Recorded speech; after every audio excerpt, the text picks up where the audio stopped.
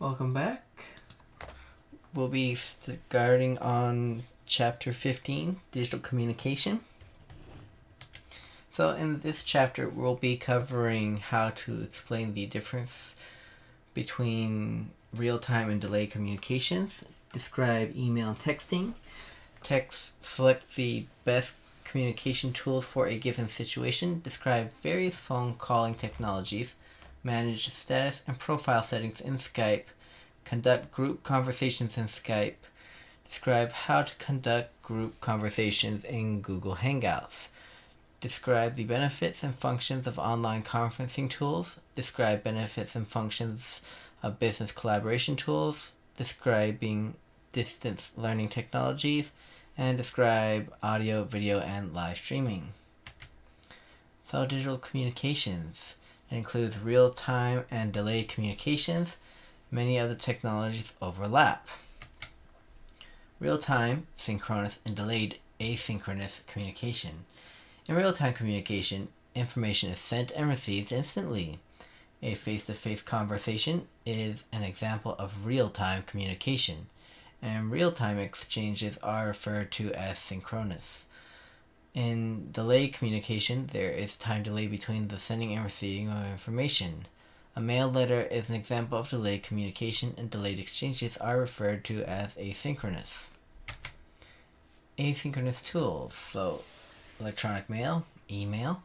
Email is considered delayed communication because the delay does not affect your ability to send or receive an email message.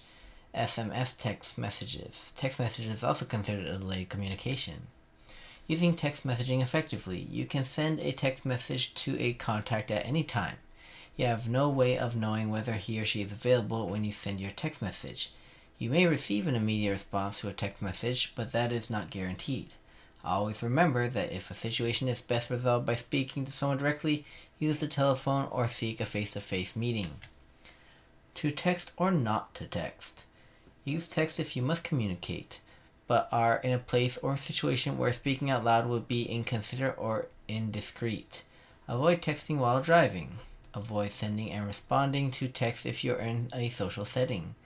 Avoid sending text messages late at night. Do not attempt sending text messages while you are in an airplane that is taxiing, taking off, or landing. Etiquette. Consider the frequency of your messages. Be clear to reduce the chance you will be misunderstood. Do not use all uppercase letters. Do not send bullying or harassing text. Refrain from using abbreviations and acronyms in business or school text. Refrain from using emoticons in business or school communication. Try to respond to messages in a timely manner. Always follow the rules and guidelines established by your school or organization. Sometimes there is just no substitute for real-time communication. These technologies include phone calls or conference calls, online meetings or video conferences, and instant messaging. Phone calls. They are personal and empowering. Are a good choice when you are communicating with someone whom you do not know. You must convey a complicated idea. You must discuss a sensitive topic. You require an immediate response. You need to get a message to someone immediately. Conference calling. A conference call is a call that involves 3 or more parties. Many business phones include a conference button. Most consumer phones include a flash button which you can use to create a conference call if a conference calling service is included in your phone plan.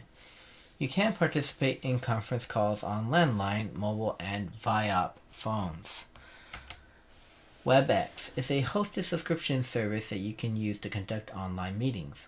An online meeting is a meeting in which multiple participants can speak, share files, share visuals. You can access an online meeting by clicking a link in an emailed meeting invitation. Here is Skype. And these are just some various parts that you'll see while being on Skype. So adjusting your online status. So online, your contacts can reach you via instant messaging or calling away. Your contacts can see that you are signed in but not necessarily at your computer. Instant messages are delivered immediately and your contacts can still try to call you. Do not disturb. Your contacts can see that you're online, but you do not want to be disturbed.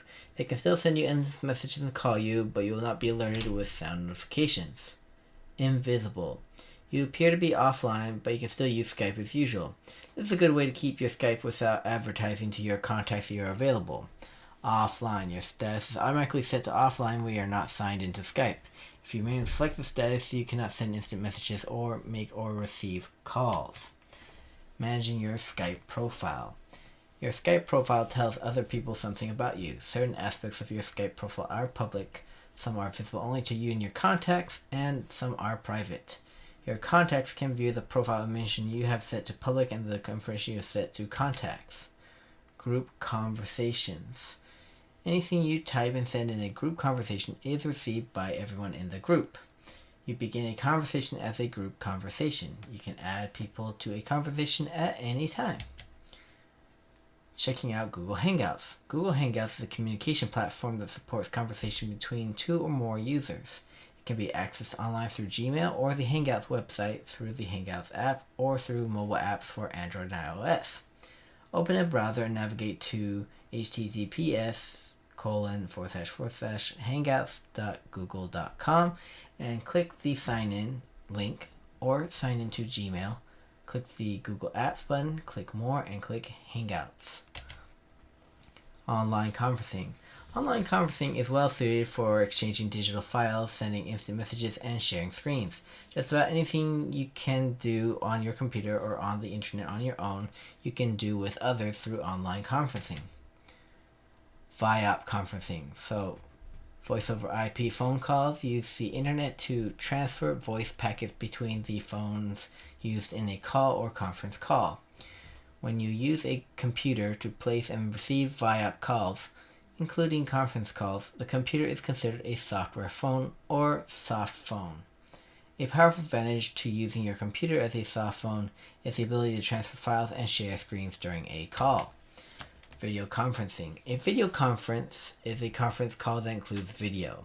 A video conference can make employees from different locations feel more cohesive as a group, can make everyone feel included, are ideal for demonstrating procedures, bring a face-to-face quality to communications.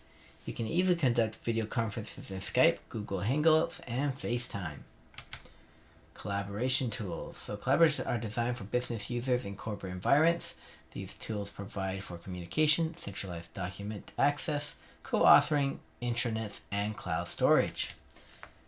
Office 365, so Outlook Web App, OA, SharePoint, Office Online, OneDrive for Business, Skype for Business, Office Suite. SharePoint is a browser-based collaboration and document management platform provided by Microsoft. It provides a central location where employees can find and share documents and collaborate with their coworkers. Because the main user interface is a web browser, SharePoint locations are referred to as sites. Skype for Business. Skype for Business is a communication and collaboration center. You can see which of your colleagues are available for communication and launch into a communication session with one or more colleagues. On the contacts panel, you can start conversations with your coworkers, conduct online meetings, share screens, and more.